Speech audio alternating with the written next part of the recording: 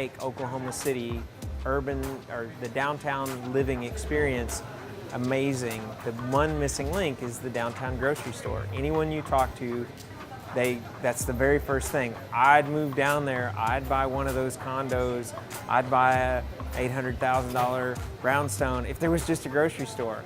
And we made that priority number one.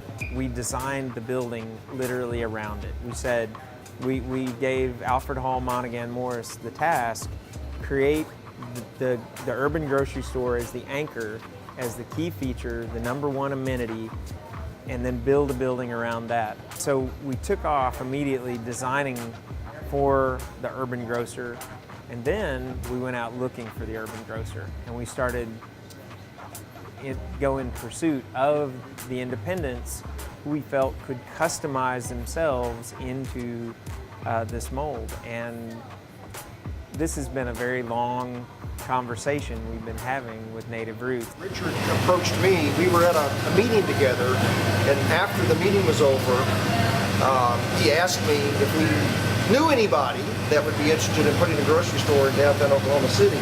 I said, well, yeah, I think I may know somebody that would be interested in doing that. He said, what are you talking about? So he gave me some details. I said, this sounds pretty interesting. Let me talk to the rest of the family about that, and I'll get back to you. The reason Native Roots appealed to us is they are incredible students of the customer. They're constantly making adjustments. I've been watching them. I live in Norman. We're all friends from Chamber of Commerce stuff here in this small town. And I've been watching them evolve their store into what it is today. And it's changed so much to customize itself to the customer, what the customer wants and needs. And the store has evolved into this fabulous, perfect shape for Norman. As we began to have a conversation around what Oklahoma City would look like and what the downtown Oklahoma City market would look like, it's another vision. It's Roots Deuce. You know, it's going to be just right for 2nd Street. And they have an incredible knowledge. They're incredible students of the market. You know, it's really fun to talk to Matt RUNKLE about Paco Underhill and customer behavior and how people move through and make buying decisions. And when you run into somebody that's that passionate about what they do and how to better serve their customer, all of a sudden you know you've got a creative force that can perfectly customize their offering to the market that they're going to be serving in downtown. Plan on having the things that we really are different on, which is like our local meats, our local produce, our spices.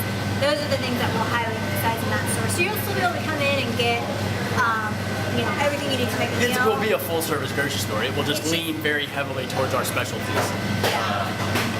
So we'll probably have like 6 kinds of cereal instead of 18. The other part is that Native Roots is a full-service grocery store. A supermarket might have 50 different brands of corn on the shelf. Native Roots has got canned corn on the shelf, 2 different brands. That's all you need. And they're both great brands. Everything you get from Native Roots is going to be nutritious, delicious, and fabulous. They're a farmer's market that's open 7 days a week. We need initially like a spice shop, and when he shows you the spice bar, you'll kind of see where that came from. Yeah, But see then how it we got out of started control. eating all this stuff. Well, we volunteered with the Oklahoma Food Co-op. And so we started eating all this really great food, and we were like, wow, this should really be what everybody eats every day. The ground beef that comes from your neighbor instead of from South America. Well, and the economics for the farmers too is like the Oklahoma Food Co-op does so much great things for local farmers, but you can only get it once a month. And so we were sitting there going, this would be great if you could do it 24/7. And what you actually ended up with was 12/7, actually. We're open 12 hours a day, 6 days a week, and then we're open like 7 or 8 hours on Sunday too. But what that does though is it gives, you know, our farmer who drops this off would usually go to the farmer's market and he would sell for 3 hours on a Saturday, and he might sell for 3 hours on a Wednesday. And he's out of his field that whole time, including travel, transport, putting it all together. But this allows him to bring this, drop this off, collect the cash on delivery, and then we compete for him. We compete through using the Buy Fresh, Buy Local labels versus the out-of-state, like organic labels like that. But we actually pay to use Buy Fresh, Buy Local, so that's actually regulated, so you know the product is actually local.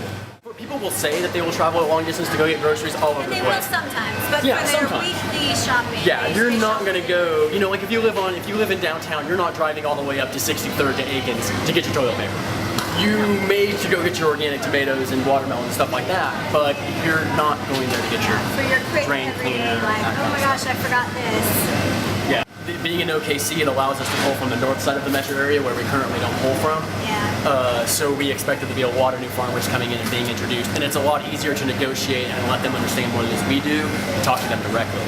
So we definitely want to be up there. Plus, who doesn't want to live in that area of OKC right now? I've had every single person that's touched this, whether they're from the Economic Development Department or whether they're part of the City Council, ask me, is there any way you can get the downtown grocery store? I'm like, it's my #1 priority. I'm on it. I'm going to do it.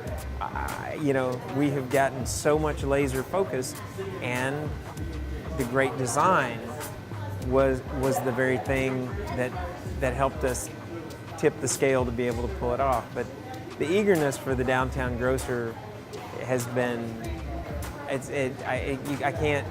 can't overstate it enough. It's really amazing how much pent up demand there is.